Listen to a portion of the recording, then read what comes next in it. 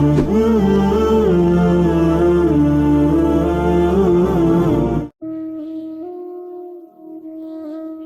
نبی پاک نے رمضان المبارک کو فرمایا شہر المبارک، یہ مبارک مہینہ ہے، برکت والا مہینہ، یعنی اس کا ہر لمحہ ہی مبارک ہے۔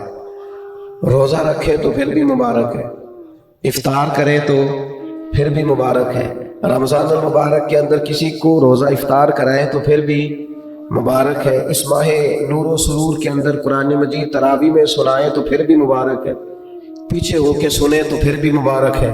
رب دے توفیق، اللہ کرے فضل، تو رمضان المبارک کے اندر اگر ملے توفیق بندہ بیت اللہ کی زیارت کرے تو بڑی مبارک ہے، اور اگر اللہ توفیق دے اور انسان یہ ماہ مبارک مدینہ منورہ میں گزارے تو پھر بڑی مبارک ہے۔ تو ہر لمحہ مبارک ہے، ہر گھڑی مبارک ہے۔ رمضان سارا ہی مبارک ہے، پہلا عشرہ بھی مبارک ہے، درمیان والا بھی مبارک ہے، آخری بھی مبارک ہے، تاک راتیں بھی مبارک ہے، لیلۃ القدر بھی مبارک ہے۔ تو حضور نے فرمایا شہر المبارک، یہ کیا ہے؟ مبارک مہینہ۔ کون سا مہینہ ہے؟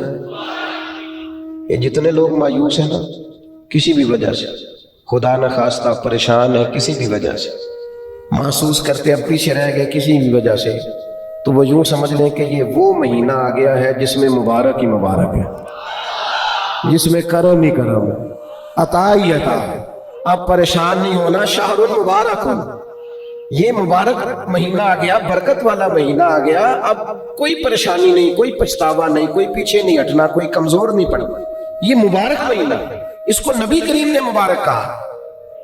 تو اس کے لمحے میں آپ نے تصور باندھنا ہے کہ یہ مبارک دن ہے، اس میں رزق آئے گا تو وہ بھی مبارک ہی آئے گا، کوئی شخص ملے گا تو انشاءاللہ خیر ہی ہوگی، کوئی عمل کریں گے تو انشاءاللہ برکت ہی ہوگی، کہیں ہم اللہ کی رضا کے لیے کچھ خرچ کریں گے تو پھر بھی برکت ہی ہوگی، مہینہ ہی مبارک، اس کو نبی کریم نے مبارک کہا ہے۔ لہذا جو پریشان لوگ ہیں نا وہ یوں سمجھیں کہ رمضان کا چاند طلوع ہوتے ہی وقت ہی مبارک کا شروع ہو جائے گا۔ زیادہ عظمت والا مہینہ ماہ رمضان المبارک ہے۔ قرآن مجید نے صراحت کے ساتھ اس ماہ مقدس کا نام لیا ہے۔ کیا معنی ہے؟ کہ یہ وہ مقدس مہینہ ہے جس کا میرے رب کریم نے نام لیا ہے، اللہ نے نام لیا ہے۔ شہر رمضان الذی انزل فیہ القرآن، فرمایا رمضان کا وہ مقدس مہینہ ہے جس میں اللہ نے قرآن نازل فرمایا ہے۔ اس ماہ نور، ماہ سرور کا نام نامی اللہ تعالیٰ نے قرآن مجید کے اندر ذکر فرمایا۔ حضرت سلمان فارسی رضی اللہ تعالیٰ عنہ ارشاد فرماتے ہیں کہ شعبان المعظم کا آخری دن تھا، اگلے دن رمضان شروع ہونے والا تھا کہ رسول پاک علیہ السلام نے ہمیں رمضان کی فضیلت پر خطبہ ارشاد فرمایا۔ آپ اس بات کو غور سے سمجھیے کہ ایسا مہمان جس کے آنے سے پہلے اس کی فضیلت بیان کی جا رہی ہے، اور فضیلت کون بیان کر رہا ہے؟ امام الانبیاء صلی اللہ تعالیٰ علیہ وسلم۔ یہ صرف ہمارے دلوں کے اندر، امت کے دلوں کے اندر اس ماہ مقدس کی فضیلت کو اور اس کی عظمت کو بٹھانے کے لیے کہ پوری طرح تم اپنے ذہن میں اور اپنے دل میں ایک بات بٹھاؤ کہ ایک عظمتوں والا مہینہ تم پر سایہ فگن ہونے والا ہے، عظمتوں والا۔ حضور نے ایک دن قبل اس کی فضیلت بیان۔ ہمارے ہاں یہ ہوتا ہے کہ ہم کسی چیز کی اہمیت کو لیتے ہیں لیکن سمجھتے ہیں کہ یہ کوئی روٹین ورک ہے، یعنی نارملی ہر سال رمضان شریف آتا ہے، اپنے وقت کے حساب سے چاند بدلتا ہے اور اپنے وقت پر رمضان شریف آ جاتا ہے۔ ہم سمجھتے ہیں کہ مطلب روٹین کا ایک معاملہ ہے، ایک روٹین کی چیز ہے، لیکن اگر آپ اس کو اس نظر سے دیکھیں گے نا کہ اس مہینے کے آنے سے پہلے، یعنی ابھی ایک دن بعد آنا ہے رمضان کو، اور آنے سے پہلے حضرت سلمان فارسی فرماتے ہیں کہ نبی پاک نے ہمیں باقاعدہ بلا کے خطبہ دے کے رمضان کی عظمت ہمارے دلوں میں بٹھا، یعنی فکری طور پر اور ذہنی طور پر امت کو تیار کیا۔ فرمایا تم پر ایک ایسا مہینہ سایہ فگن ہونے والا ہے جو مبارک ہے تمہارے لیے، باعث برکت ہے تمہارے لیے، تم اپنے آپ کو ذہنی طور پر تیار کرو کہ ایک ماہ نور تمہارے قریب آ رہا ہے. جو رمضان، اسلامی عبادات جتنی بھی ہیں نا، وہ مخصوص پوجا پاٹ نہیں. اسلامی عبادات میں سے کوئی عبادت بھی ایسی نہیں جس کا مقصد ہی ہو کہ آپ نے اتنے وقت سے لے کر اتنے وقت تک فلاں عمل کرنا ہے. جتنی بھی عبادات ہیں اسلامی، وہ اپنے دامن میں کوئی نتیجہ رکھتی ہیں، کوئی رزلٹ رکھتی ہیں. اس کے ثمرات انسانی زندگی پر مرتب ہوتے ہیں. انسان کو تزکیہ نصیب ہوتا ہے، اس کے باطن کو صفائی نصیب ہوتی ہے، اسے خیر کرنے کا موقع ملتا ہے. تربیت کے بہت سارے مواقع اس میں پائے جاتے ہیں. بہت سارے اسرار و رموز کے ساتھ اسلامی عبادات ہیں. یہ جو رمضان المبارک ہے نا، یہ جو روزہ ہے، یہ روزہ اپنے دامن کے اندر تربیت رکھتا ہے. تربیت، یا ایھا الذین آمنوا کتب علیکم الصیام کما کتب علی الذین من قبلکم لعلکم تتقون. اے ایمان والو، تم پر روزے فرض کیے گئے جیسا کہ تم سے پہلے لوگوں پر بھی فرض کیے گئے تھے تاکہ تم تقوی اختیار کرو. روزہ تمہیں پرہیزگار بنائے گا، تمہارے اندر سے جو نفسانی چیزیں ہوں گی انہیں نکالے گا، اور اللہ تبارک و تعالیٰ کی طرف تمہارے دل کا رجحان ہوگا، تمہاری روح کا رجحان ہوگا، تمہیں تزکیہ دے گا. اور روزہ انسان کی تربیت کرتا ہے. انسان کو روزہ ذہنی طور پر تیار کرتا ہے کہ اللہ کے حکم کے مطابق کھانا ہے، اللہ کے حکم کے مطابق پینا ہے. سب سے بڑا مسئلہ اس دور کا رزق کے حلال کا حصول ہے اور حرام سے اجتناب ہے. تو روزہ ہمیں یہ سبق پڑھاتا ہے کہ ہم وہی کھائیں گے اور اسی وقت کھائیں گے جو کھانے کا ہمیں ہمارے رب نے حکم ارشاد فرمایا ہے، اور جسے اللہ رسول منع کر دیں گے. جتنی مرضی چمک دمک اپنے دامن میں رکھے، جتنی مرضی، لیکن ہم وہی لیں گے جو ہمارے لیے جائز ہے. آپ غور فرمائیے، روزہ لعلکم تتقون، روزہ تمہیں پرہیزگار کرتا ہے. بہت سارے لوگ ایک بات کرتے ہیں کہ عادتیں نہیں بدلی جاتی. یار کوشش کرتا ہوں لیکن میری عادت نہیں تبدیل ہوتی. میں آپ کو ایک رائے دینے لگا ہوں، مشورہ دینے لگا ہوں. میں آپ سے یہ عرض کرنے لگا ہوں کہ موقع آیا ہے رمضان شریف کا. رمضان میں نا بندہ روٹین میں اپنی عادتیں بدلتا ہے. کسی کو سویرے 7 بجے کھانے کی عادت ہے، کسی کو 9 بجے کھانے کی عادت ہے، کوئی صبح ناشتہ نہیں کرتا، دوپہر میں ہی کھاتا ہے. لیکن رمضان آیا تو عادت بدل گئی. 7 بجے والا بھی نہیں کھا رہا، 9 بجے والا بھی نہیں کھا رہا، دوپہر والا بھی نہیں کھا رہا، سارے سحری میں کھا رہے ہیں. عادت بدل گئی، بالکل طبیعت بدل گئی، روٹین چینج ہو گئی. کوئی اٹھ رہا تھا صبح فجر میں، اللہ کی توفیق سے اللہ تعالیٰ معاف فرمائے تو کچھ ایسے بھی تھے جو 9-10 بجے اٹھ رہے تھے، کچھ الحمدللہ فجر پڑھ کے چلو کسی وجہ سے پھر سو گئے، 10-11 بجے اٹھ رہے تھے، روٹین بدلی ہوئی تھی. رمضان آیا تو بدل گئی، سارے سحری میں اٹھ رہے ہیں، تہجد کے وقت سب کی آنکھ کھول رہی ہے. بالکل روٹین بدل گئی، حالات بدل گئے، معاملات تبدیل ہو گئے، اوقات تبدیل ہو گئے، دفاتر کے ٹائم تبدیل ہوئے، اسکولوں کے نظام تبدیل ہوئے، مدارس کے اوقات تبدیل ہوئے، ہر چیز کے اندر تبدیلی آئی. معنی کیا ہے؟ کہ اللہ نے تمہیں موقع دیا ہے کہ عادتیں بدلی جا سکتی ہیں، اپنے آپ کو تبدیل کیا جا سکتا ہے، لائف سٹائل کو چینج کیا جا سکتا ہے. یہ موقع ہے. ایک مہینہ ہے پورا، 2-3 دن 4 دن آپ کی روٹین بگڑ جائے نا سونے کی، یعنی روٹین سے ہٹ کے آپ سونا جاگنا شروع کر دیں تو پھر وہی روٹین بن جاتی ہے. پھر اسی ترتیب سے انسان سارے کام کرتا ہے. تو رمضان میں روٹین چینج ہوگی، سارے تہجد میں اور سحری میں اٹھیں گے. تو اللہ کرے نا یہ روٹین قائم رہے. رمضان میں تو اٹھتے تھے سحری کرنے کے لیے، تو اللہ کرے روٹین بن جائے اور سارا سال اٹھیں تہجد کی نماز ادا کرنے کے لیے. اللہ کرے روٹین بن جائے، چیزیں تبدیل ہو جائیں. وہ لوگ جن کو ڈاکٹر کہہ رہے تھے کہ دوائی بھی کھانی ہے اور پرہیز بھی کرنا ہے، تو وہ کہہ رہے تھے جی دوائی کھانا تو آسان ہے، پرہیز کرنا مشکل ہے. تو بدلنے لگی ہے نا روٹین، آ گیا نا رمضان، پرہیز کا ٹائم شروع ہو گیا. لہذا بہترین فائدہ یہ ہوگا کہ رمضان میں پرہیز ہوگی. ڈائٹ پلان بالکل بنایا جا سکتا ہے، اس میں چیزوں کو بالکل مرتب کیا جا سکتا ہے. تو رمضان شریف کے آنے سے پہلے ذہنی طور پر اپنی عادات کی تبدیلی کا پروگرام بنائیں. عادتیں بدل جایا کرتی ہیں. رسول کریم دنیا میں آئے وَيُزَكِّيكُمْ، حضور تزکیہ کرنے تو آئے ہیں، عادتیں بدلنے تو تشریف لائے ہیں. نبی پاک نے صفائی ستھرائی کر دی، ساری ناپاک چیزوں کو نکال دیا. تو روٹین دیکھیں کہ رمضان میں تقوی کے حصول کے لیے اپنی عادات کو تبدیل کرنا ہے، اور اس کے لیے ذہنی طور پر اپنے آپ کو تیار کریں۔ وہ جو کہتے ہیں بچے سویرے نہیں اٹھتے، وہ روٹین بنا لیں، یہ موقع آیا ہے، ابھی سے ارادہ کر لیں کہ جناب ہم نے اس ترتیب سے اپنے گھر کو، ماحول کو، بچوں کو اس ترتیب سے ہم نے مرتب کرنا ہے چیزوں کو۔ یہ آپ ارادہ کریں، اللہ تعالیٰ مدد فرمائے گا۔ رمضان المبارک کی جو خاص فضیلت ہے، اس خاص فضیلت کو رمضان آنے سے پہلے ذہن میں بٹھا لیں، اور رمضان المبارک پورے کا پورا اس ذوق سے گزاریں کہ ذہن میں بات موجود ہو، ذہن میں کہ دراصل رمضان کیا ہے۔ اللہ کے پیارے رسول صلی اللہ تعالی علیہ وسلم نے فرمایا، اے لوگو تم پر ایک عظیم المرتبت مہینہ سایہ فکن ہو رہا ہے۔ حضور فرماتے ہیں شہر مبارک، فرمایا یہ بڑا برکت والا مہینہ ہے، یہ برکتیں لے کے آیا ہے، یہ رحمتیں لے کے آیا ہے، یہ اپنے ساتھ عنایات لے کے آیا۔ اور نبی اکرم صلی اللہ تعالی علیہ وآلہ وسلم نے فرمایا جو بندہ بھی قرب الہی کی نیت سے رمضان میں نیکی کا طلبگار ہوگا، فرمایا وہ اگر نفل نیکی کرے گا نا تو اللہ تعالیٰ اسے فرض کے برابر ثواب عطا فرمائے۔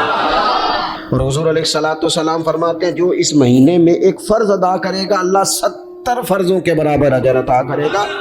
اپنے ذہن میں ایک بات بٹھائی جائے، ذہن میں یہ بات بٹھائی جائے کہ یہ نا برکت والا مہینہ ہے، اس میں میرا ثواب بڑا ضربوں کے ساتھ آگے بڑھے گا۔ ایک ذہن بنایا جائے اور پھر ثواب اکٹھا کرنا شروع کر دیا جائے، پھر وہ ترتیب بنا لی جائے، کاروباری نہیں، روحانی ترتیب، کاروباری نہیں، نئے سے نئے اسٹال نہ تیار کیے جائیں، مہنگائی کیسے کرنی ہے اور کس طرح کر کے کن چیزوں کی آج کل مانگ ہوگی، کس ترتیب سے سودا پہلے ہی خریدنا ہے، مہنگا کیسے کرنا ہے، اللہ معاف کرے مصنوعی قلت کیسے پیدا کرنی ہے، کمائی کیسے کرنی ہے۔ رمضان کے اندر جناب لوگ ساری ترتیب لگا کے، ساری، میرے ایک دوست ہیں میڈیکل کے شعبے سے وابستہ ہیں، تو مجھے کہنے لگے کہ ڈاکٹر بھی اپنی روٹین بدلتے ہیں اور معدے والی ساری دوائیاں بھی اکٹھی کر لیتے ہیں کیونکہ رمضان آنے والا ہے، یہ زیادہ لوگ استعمال کریں گے۔ تو وہ ماحول نہ پیدا کریں کہ ہر چیز دنیا داری ہو جائے، ہر چیز دنیا داری نہیں، ہر چیز کو ایک نیا روپ دے دیا جائے اور نیا سے نیا مال کمانے کا سلیقہ بنایا جائے۔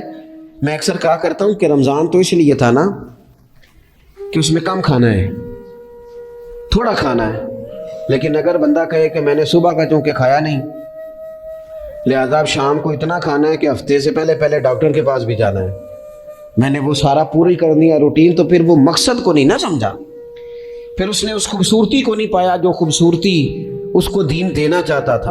ایک تو رمضان کی فضیلت کو سمجھنا ہے، اور پھر جب ہم روزہ دار ہیں، ہم نے روزہ رکھا ہوا ہے، تو نبی پاک علیہ السلام نے خود اس مفہوم کو کھول کے بیان کیا، فرمایا جس بندے نے جھوٹ نہیں چھوڑا، گناہ نہیں چھوڑا، گویا غیبت نہیں چھوڑی، بدی نہیں چھوڑی، تو اللہ کے محبوب علیہ الصلوۃ والسلام فرماتے ہیں پھر اللہ تعالیٰ کو اس کے بھوکا پیاسا رہنے کی تو کوئی ضرورت نہیں، کیونکہ لعلکم تتقون، تقوی اختیار کرنا تو روزے کا مقصد تھا۔ اور اگر اس نے وہ بات کو سمجھا ہی نہیں، استاد کے لیے صرف استاد ہو جانا ہی ضروری نہیں، اس کو پھر اپنے منصب کا لحاظ کرنا بھی ضروری ہے کہ میں استاد ہوں۔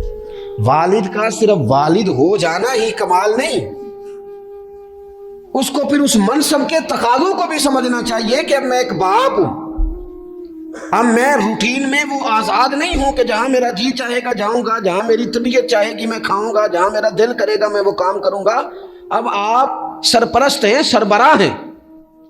انسان دیکھیں نا، ایک شخص ہے وہ عالم ہے، اب علم پڑھ لینا صرف کمال نہیں، وہ اپنے منصب کو بھی تو سمجھے نا، اس منصب کے وقار کو، اس کے لحاظ کو بھی تو سمجھے نا۔ ایک آدمی اگر عمر رسیدہ ہے، بڑا ہے، بزرگ ہے، اور وہ چاہتا ہے کہ میری بزرگی کی وجہ سے میرا اکرام کیا جائے، تو اسے اپنے منصب کا بھی لحاظ کرنا پڑے گا۔ اس کو حضرت سعدی فرمایا کرتے تھے میں نے 18 سال کے بزرگ دیکھے اور میں نے 75 سال کے بچے دیکھے۔ حضور کیا مطلب؟ فرمانے لگے عمر ہو گئی لیکن اپنے منصب کا خیال نہ کیا، عادات بچوں والی نہیں۔ اور فرماتے میں نے ایسے لوگ دیکھے جن کو شروع وقت میں ہی اللہ والوں کی صحبت نصیب آئی تو وہ جو بزرگی ہے وہ پھر عمر کی وجہ سے نہیں ملی، وہ اللہ نے علم اور عمل کی وجہ سے عطا فرمایا۔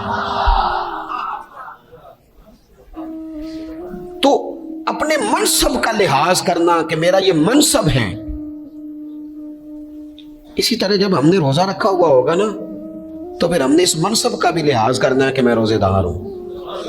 پھر خالی بھوکے پیاسا نہیں رہنا۔ رسول پاک صلی اللہ تعالی علیہ وآلہ وسلم نے پتہ ہے روزے دار کی فضیلت کیا بیان فرمائی؟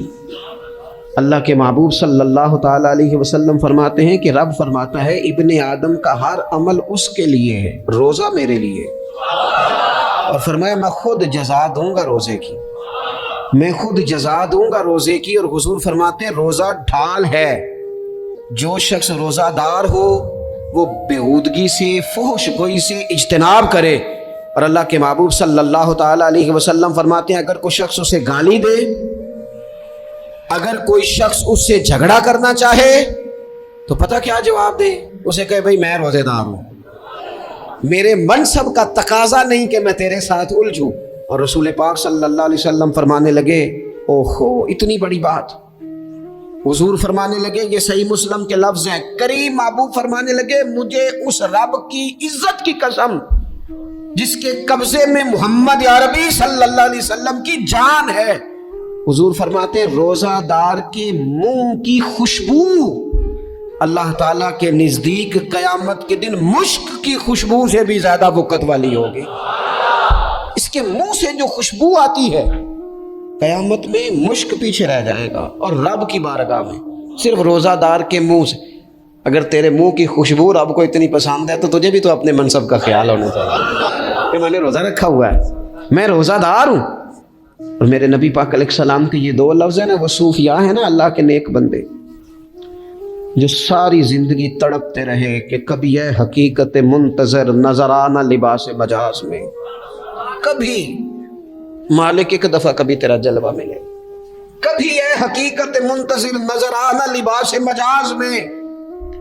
لاکھوں سجدے تڑپ رہے ہیں میری جبین نیاز میں، اور جو ساری زندگی کہتے رہے کہ ہم تو عمر دراز مانگ کے لائے تھے 4 دن، 2 آرزو میں کٹ گئے، 2 انتظار میں کہ دیکھو انہیں انعام ملنے لگا۔ جو اس کی راہ کے سوالی تھے، جو اس کے رستے کے مسافر تھے، جو اسے پانا چاہتے تھے، جو اس کی دید کرنا چاہتے تھے، جو اسے ملنا چاہتے تھے، میرے رسول پاک علیہ السلام نے فرمایا روزہ دار کو 2 خوشیاں ملیں گی۔ ایک خوشی اس وقت ملتی ہے جب وہ افطار کرتا ہے، اور فرمایا ایک خوشی اس وقت ملے گی جب وہ اپنے رب سے ملاقات کرے گا، جب وہ اس سے ملے گا تو اس وقت روزہ دار کو خوشی ہوگی۔ میرے دوستو خوشی تو جو ہوگی سو ہوگی، لیکن یہ لفظ بڑے حسین نہیں کہ روزہ دار کی رب سے ملاقات ہوگی، یہی لفظ بڑے باکمال نہیں۔ ایک روایت میں تو یہ ہے نا کہ روزہ میرے لیے ہے میں اس کی جزا دوں گا، اور ایک روایت میں یہ ہے کہ روزہ میرے لیے ہے اور رب فرماتا ہے میں خود روزے کی جزا ہوں، یعنی باقی نیکیوں پر ثواب ملے گا، روزہ رکھنے والے کو رب رحمان ملے گا۔ نبی اکرم صلی اللہ تعالی علیہ وسلم کی امت کے صوفیاء نے نا کچھ چیزوں کو بڑا کھولا ہے۔ عارف رومی کہتے ہیں کہ ایک دن نا محمود غزنوی نے خزانوں کے دروازے کھول دیے اور فرمایا بھئی میں نے آج ہر چیز کھول دی ہے، جو جس چیز پہ ہاتھ رکھے گا وہ اسی کی ہو جائے گی۔ لوگ دوڑے، کوئی سونے کی طرف، کوئی چاندی کی طرف، کوئی جائیدادوں کی طرف، کوئی خزانے کی کنجیوں کی طرف، کوئی بڑے بہترین گھوڑے اور اونٹوں کی طرف، لوگ دوڑ گئے، جو جس پہ ہاتھ رکھے گا اسی کا۔ سب بھاگ گئے، ایاز بیٹھا ہے، نہ وہ حسن میں رہی شوخیاں، نہ وہ عشق میں رہی گرمیاں، نہ وہ غزنوی میں تڑپ رہی، نہ وہ خم ہے زلف ایاز میں، وہ لذتیں کہاں۔ ایاز چپ کر کے بیٹھا ہے۔ پھر محمود نے ایاز کی طرف مخاطب کر کے کہا ایاز اٹھنا نہیں، آج لوٹ سیل لگ گئی ہے، جو جس چیز پہ ہاتھ رکھے گا اسی کی۔ ایاز کہنے لگا بات پکی ہے نا؟ تو محمود خوش تھے، موڈ بڑا اچھا تھا، کہا بالکل پکی ہے۔ تو ایاز کہنے لگے چلو ٹھیک ہے۔ ایاز اٹھے، پیچھے سے جا کے نا تو محمود کے کندھے پہ ہاتھ رکھ دیا، محمود کے کندھے پہ ہاتھ رکھا۔ محمود کہنے لگے یہ کیا بات کا، آپ سے میں نے پوچھا تھا بات پکی ہے، جو جس پہ ہاتھ رکھے گا اسی کا نا۔ تو تھوڑی دیر پہلے مسکراتے چہروں میں آنسو آ گئے، अय्याज भी रोए तो महमूद भी रोए। कहा बादशाह पक्का रहना, वो जिनको खजाने चाहिए थे वो दौड़ गए, मुझे तो तू चाहिए। लंघ कई महीने ते बरस गए ते तेरी दीद नु दीदे तरस गए, तेरी तू मिलेगा। तो फिर कहा महमूद ने, उसने कहा मैं वादा कर चुका था, बस ठीक है, बाकियों के खजाने और मैं तेरा, तय हो गई। फरमाया बाकी नेकियों पर सवाब मिलेगा और रोज़ा रखने वाले को रब रहमान मिलेगा, अल्लाह का कुर्ब मिलेगा। देखो ना, वो खास इंसान को कैफियत हासिल होती है रोज़े में, रब के होने का यकीन। वो जो सूफिया कहते हैं ना मुराकबा करो, वो नसीब होता है। यानी किसी को क्या पता है इसका रोज़ा है कि नहीं, अकेला है ना घर में, फ्रीजर भरा हुआ है, नहीं ना खाता, क्यों? इसे पता है मेरा रब मेरे साथ है, मेरा रब मुझे देख रहा है। बस ये तसव्वुर तौहीद पक्का हो जाता है रमज़ान। तो फिर अल्लाह तबारक व तआला की भी खास रहमत और कोई खास ही एजाज। हुजूर फरमाते हैं जन्नत के कई दरवाजे हैं, एक बाबू रैयान है, उससे सिर्फ रोज़ादार गुजरेंगे। आवाज़ होगा रोज़े वाले आ जाओ, वो आ जाएंगे। फरमाया इस खास दरवाजे से गुजरो, जब गुजर जाएंगे तो फरमाया बंद कर दो भाई, और कोई नहीं गुजरेगा यहाँ से, दरवाजा ही मखसूस है। इनका एजाज ही ज़रा ज़्यादा है। तो मेरे अजीज, रमज़ान शरीफ के अंदर वो मनसब का बस ख्याल रखें कि मैं रोज़ादार हूँ, इस एहतियात के साथ। और दूसरी जो रमज़ान की चंद इबादत है ना, सबसे पहली तो मैं अर्ज़ करूँगा तरावी के हवाले से। ये बात याद रख लें कि नबी पाक अलैहिस्सलाम ने फरमाया जिसने ईमान और एहतसाब की नीयत के साथ रमज़ान में क़याम किया, अल्लाह उसके पिछले सारे गुनाहों को माफ़ फरमा देगा। और एक मकाम पर नबी पाक सल्लल्लाहु ताला अलैहि वसल्लम ने बयान किया, ये मिशकात में मौजूद है। हुजूर फरमाते हैं रमज़ान और कुरान दोनों क़यामत के दिन बंदे की शफाअत करेंगे। रमज़ान कहेगा या अल्लाह मैंने इसे दिन भर खाना खाने से बाज रखा और तेरी बारगाह के हुक्म के मुताबिक इसने अपने आप को इन चीज़ों से बचा के रखा। और कुरान कहेगा मालिक रात मैंने इसे नींद से रोके रखा। क्या मतलब? इसने खड़े होकर इबादत की। अगरचे इससे मुराद शारीन हदीस ने तरावी भी लिया है, तहज्जुद की नमाज भी लिया है, सलातुल लैल भी ली है, लेकिन मेरे अजीज ये खास रब्त है कुरान मजीद के साथ तरावी का। मसनून है रमज़ान की रातों में कुरान मजीद और तरावी का पढ़ना। अगर थोड़ी सी ना तबीयत में सिर्फ तब्दीली पैदा की जाए, मैंने देखा है कि जो लोग कहते हैं ना मेरा वक्त बड़ा कीमती है, बड़ी सारी जगहों पे आपको बैठना पड़ता है, बैठे हैं आप 2 घंटे बैठे हैं, 3 घंटे बैठे। मैंने देखा है लोग जाते हैं किसी दफ्तर में तो रात को ही चले जाते हैं उस इलाके में, खड़े हैं, पासपोर्ट के दफ्तर खड़े हैं, शनाख्ती कार्ड के दफ्तर खड़े हैं, इमिग्रेशन की लाइनों में खड़े।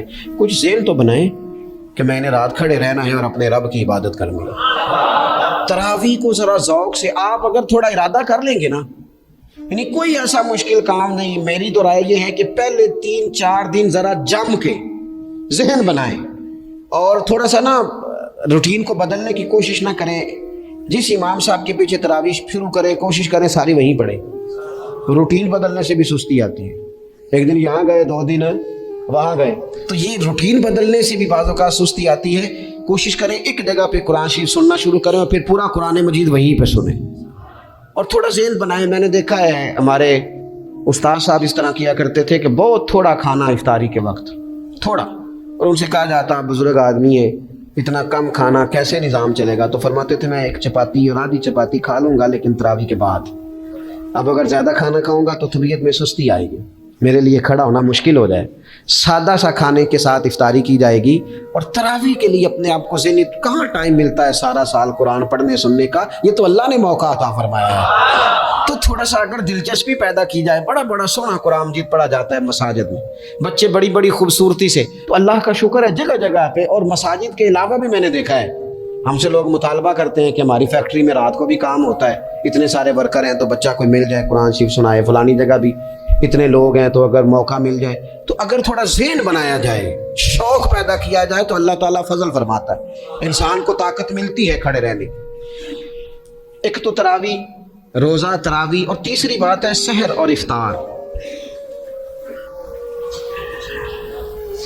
ये जो सहरी और इफ्तार, यहूदी जो थे ना वो सहरी नहीं करते थे, सहरी का नामो निशान नहीं था, रोज़ा रखते सहरी नहीं करते।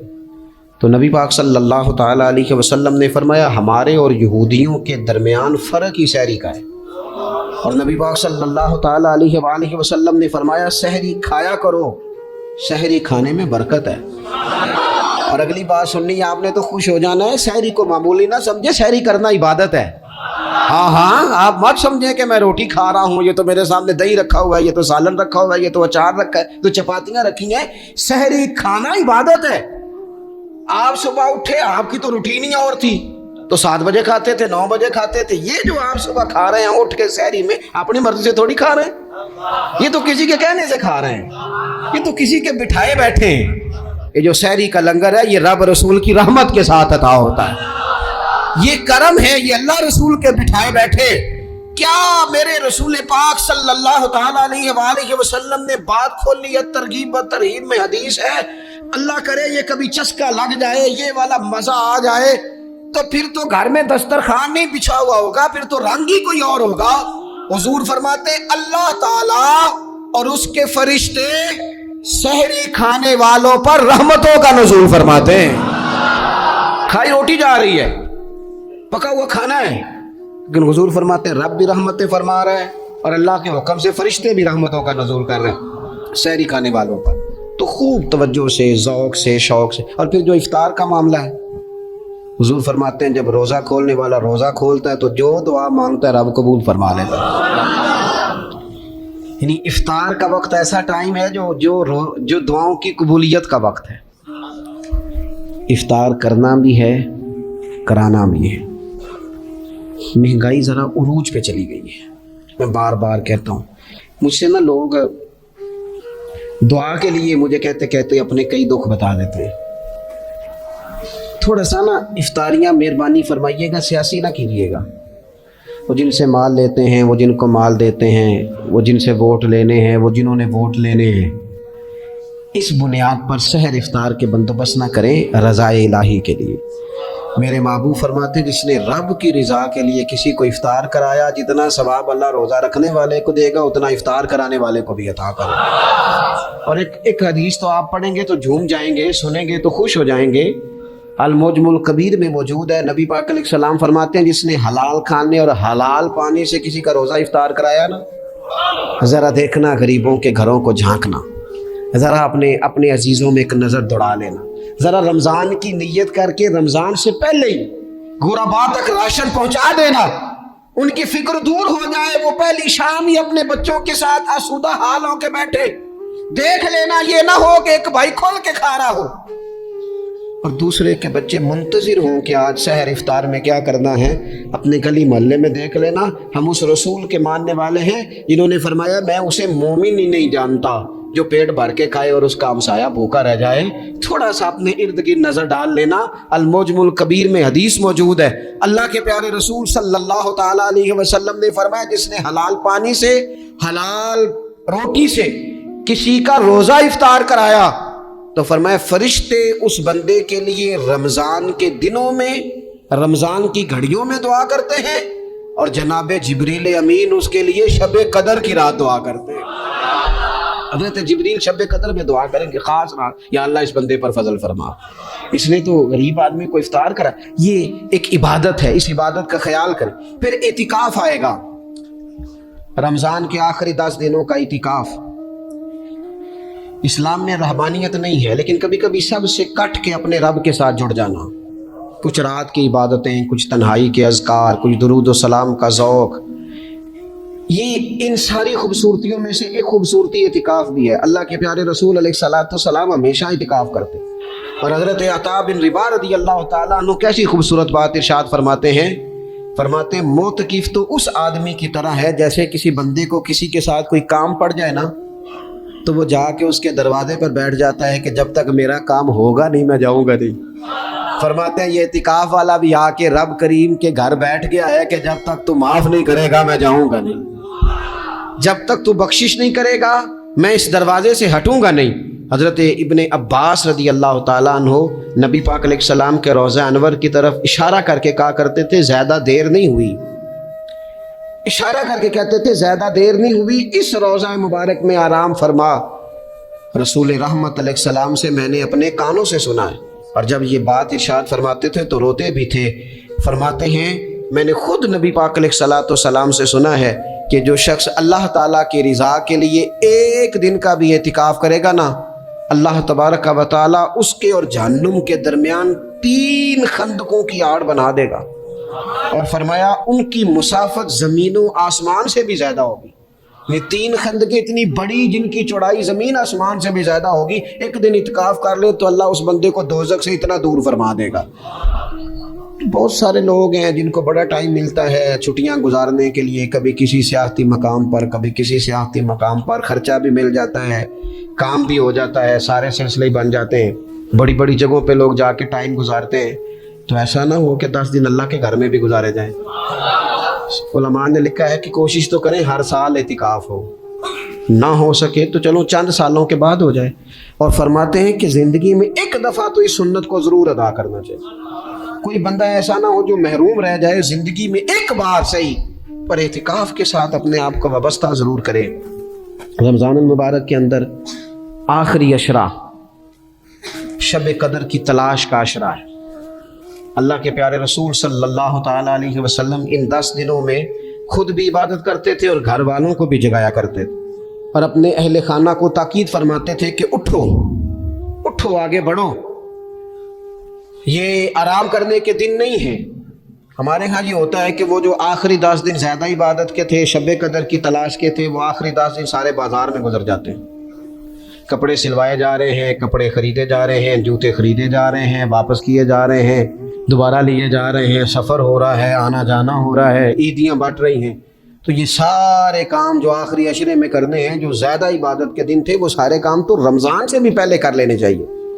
کپڑے رمضان سے پہلے خریدے جائیں، پہلے سلوا لیے جائیں، جوتے پہلے لے لیے جائیں، ضرورت کے کام پہلے کر لیے جائیں، جہاں آپ کو جو بانٹنا ہے وہ رمضان سے پہلے کریں۔